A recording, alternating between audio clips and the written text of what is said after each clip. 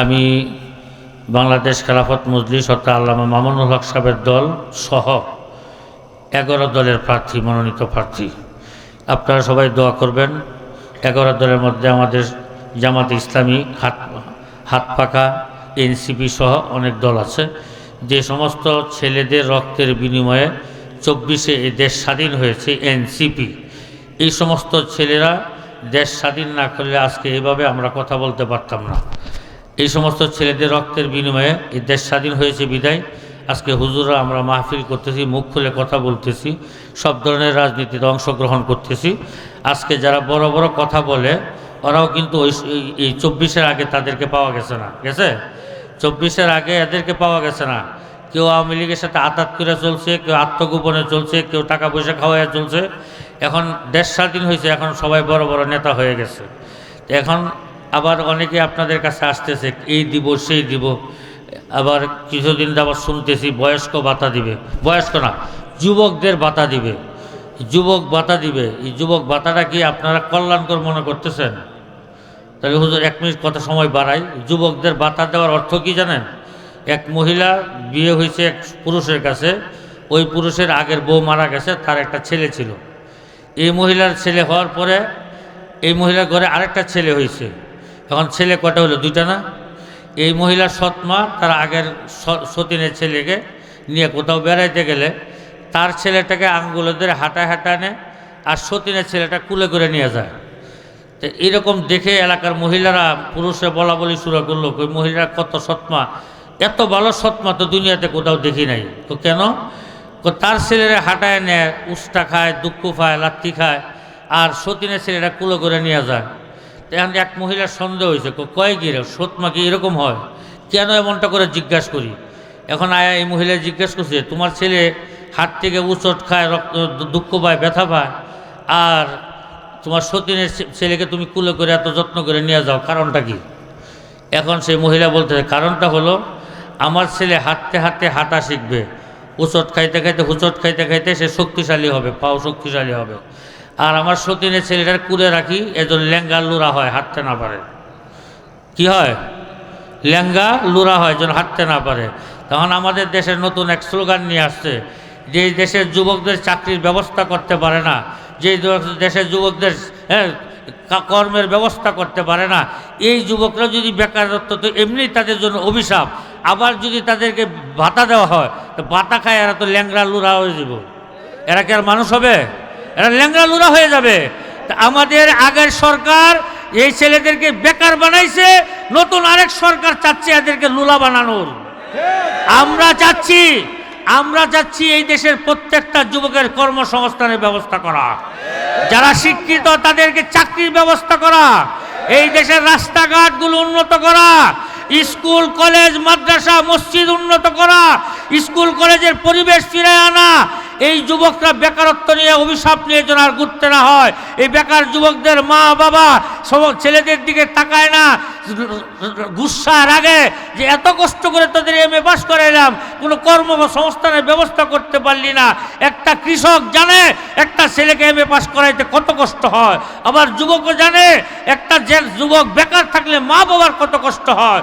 এই দেশের যুবকদের জন্য 54 বছরের মধ্যে কেউ ফিকির করে নাই। আমরা ইনশাআল্লাহ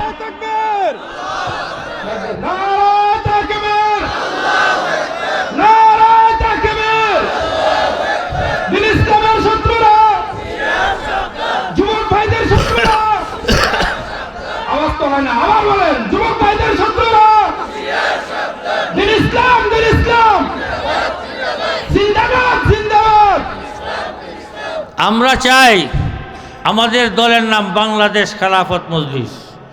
আমরা চাই খেলাফত প্রতিষ্ঠা করতে।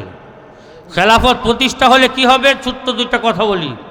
একটা হলো হযরত উমর জাহানের খলিফা ছিলেন, সারা দুনিয়ার মানুষ ঘুমাইতো, উমর মানুষের বাড়ি বাড়ি ঘুরে ঘুরে দেখতো কার কি সমস্যা আছে।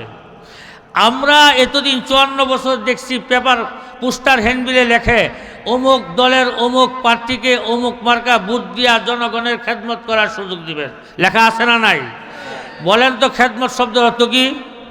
খেদমত তো খাদেম, খেদমত করা, কাম করা, কামলা। বলেন তো এই পর্যন্ত এমপি তো অনেক দূরের কথা, একটা মেম্বার আপনার কাম করছে কোনো দিন? যে সারা জীবন লেখলো খেদমত করবো, কই কামলা দিল কোথায়? হযরত উমর সারা রাত মানুষের বাড়ি বাড়ি ঘুরতো, কাম করতো, কার কি সমস্যা দেখার জন্য। এর নাম ছিল খেলাফত। হযরত উমরের জমানায় একটা সুন্দরী তরুণী তন্নি নারী রমণী এক দেশ থেকে আরেক দেশ একা সফর করত, দিনের বেলা রাতের বেলা লক্ষ যুবকের সামনে দিয়ে হাঁটতো, কোনোদিন কোনো যুবক সেই নারীর দিকে চোখ তুলে তাকাইতো না। এটা কি কেন? যুবকের শক্তি, যৌবন শক্তি ছিল না? ছিল, কিন্তু কেন তাকাইতো না?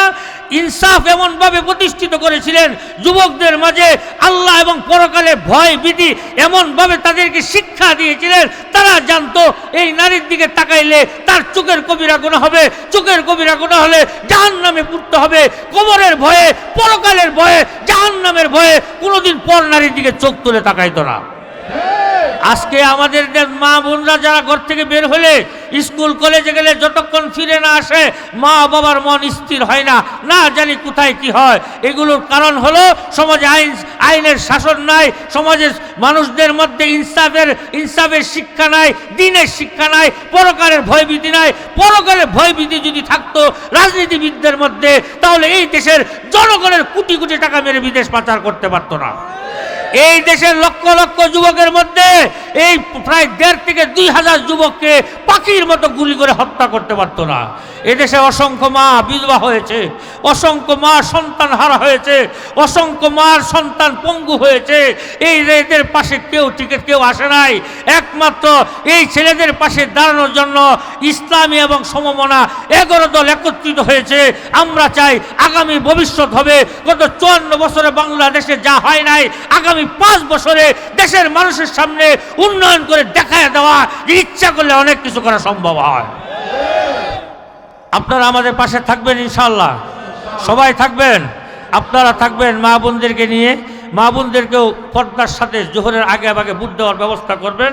আর আমি একা তো সবার কাছে যাওয়া সম্ভব হবে না, আপনাদের কাছে আমি আল্লাহর পক্ষ থেকে একটা আমানত দিয়ে যাই যে আমার পক্ষ হয়ে আপনারা প্রত্যেকেই ঘরে ঘরে বাড়ি বাড়ি যে যেখানে যাবেন আমার পক্ষ থেকে দাওয়াত দিবেন, ইসলামের জন্য, ইনসাফের জন্য, দেশের স্বাধীনতা সার্বভৌমত্ব রক্ষার জন্য মা বোনদেরকে দাওয়াবেন। আপনারাও দাওয়াত দিবেন, পারবেন ইনশাআল্লাহ সবাই দাওয়াত দিতে আমার পক্ষ হয়ে ইনশাআল্লাহ। আল্লাহ পাক আপনাদের তৌফিক দান করুন। আসসালামু আলাইকুম ওয়া রাহমাতুল্লাহি ওয়া বারাকাতুহু।